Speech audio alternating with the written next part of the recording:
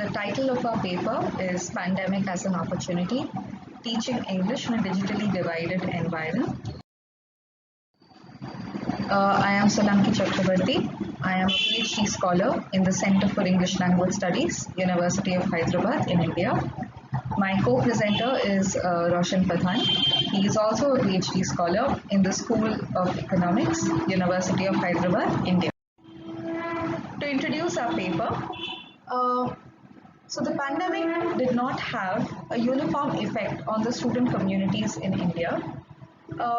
In a country that already has a lot of social divisions and discrepancies in the educational experiences of students, we see that in the pandemic, these differences have got polarized even further.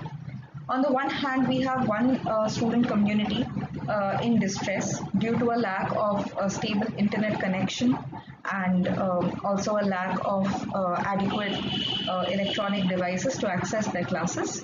On the other hand, there are other student communities for whom pandemic has been just an opportunity for them to hone their English skills.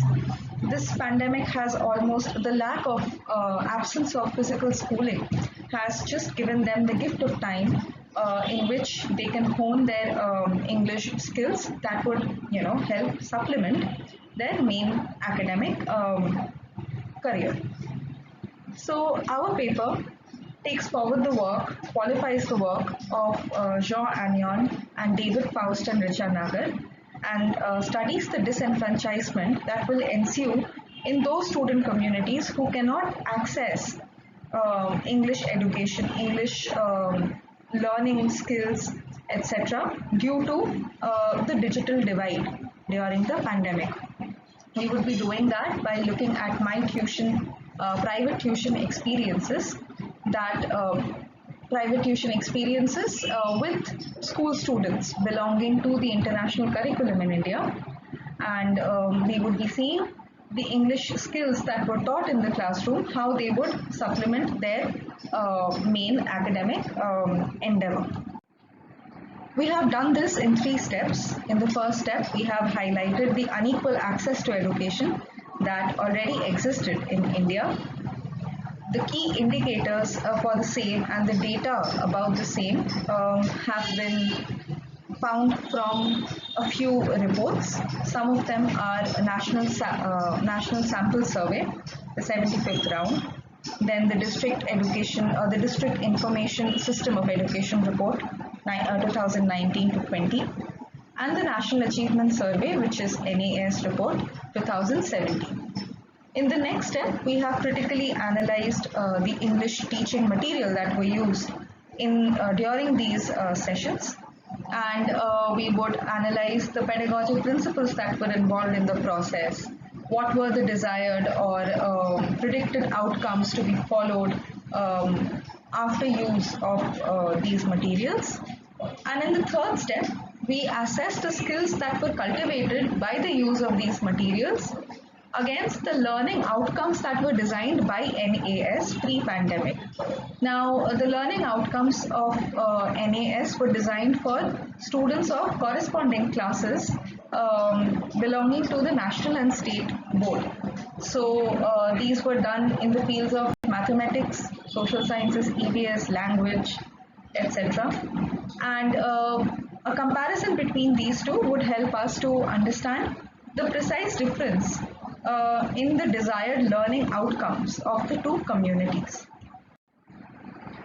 We found out that English proficiency for the students I taught during the pandemic was basically a means to cultivate clarity of thought and precision in oral and written expression. It was meant to facilitate their ability to theorize experiences. So their operation was from a more advanced cognitive plane. Then the second group, for whom English education was merely an end in itself, and English proficiency was tested. The criteria of the test was quite textual in basis. English proficiency for them became a marker of harmony between the language of communication, the language of instruction, and the textual content. A simultaneous cognition of both these factors became a test for their English proficiency and nothing more. Finally, we conclude that there are differing markers of English proficiency that are already existent in India, and these differences can be seen both on the level of curriculum, then on on the level of the medium of instruction in schools, and on the level of the social classes of students. And due to the pandemic, due to the digital, because of which this inequality in access to education even got aggravated, the gap between these two social classes will widen even further, and it will become even more insurmountable. And this gap will translate into the gap between the social classes in India.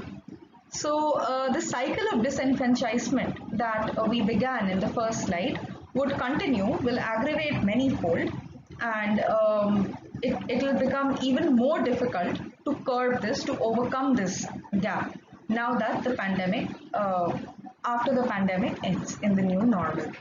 So that is the end of the video presentation, and we look forward to the conference. Thank you so much.